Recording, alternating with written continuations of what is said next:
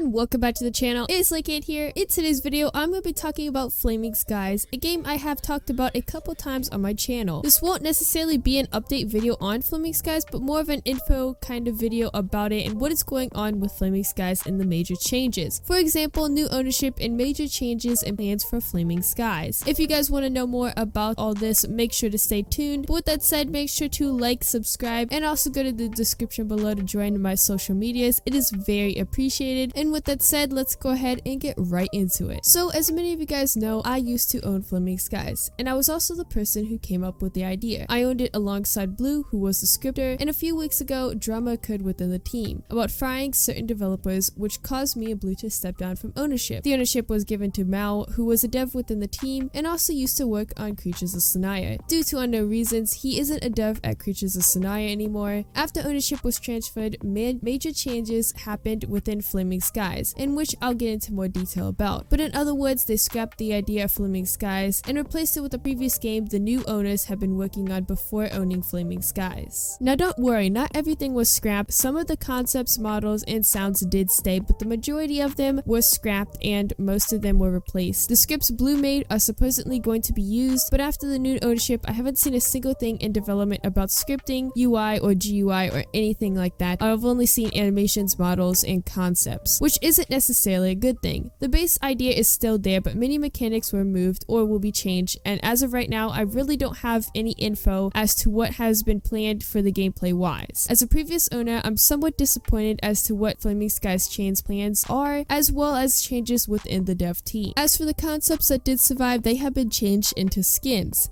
They have removed classes and made it so there is one dragon for each group. Example, one dragon for the Wyvern category and around 20 skins for that dragon. Now I'm not sure why they thought of this, because honestly it sounds very messy to have one dragon with like 20 plus skins that look completely different from the dragon itself, rather than having classes to sort them by rank. But there is a slim chance that they can make it work. If they do, I'd be impressed. Now as of the release date when I was the owner, it was planned to come out in October 2022, but due to the new ownership, it seems it may be pushed back even longer unless they get their game together. After new ownership, I haven't seen much development that moves the game forward or ahead, and it seems to be slowing down, growing inactive. I do have hope, but not much as of right now. I also have to add on one thing of the GUI for Flaming Skies. I did find it eventually, so what I said about they didn't have any scripting, they have a tiny bit and somewhat that I just noticed. So here's a glance at it, and to be fair, it does look like it fits Flaming Skies a bit more than the old one with a loading screen, but once they kind of open up the loading, like after the loading screen, the main screen, it just seems to go off track and inconsistent. I feel like it changes the theme of it kind of once they open up to the main screen and the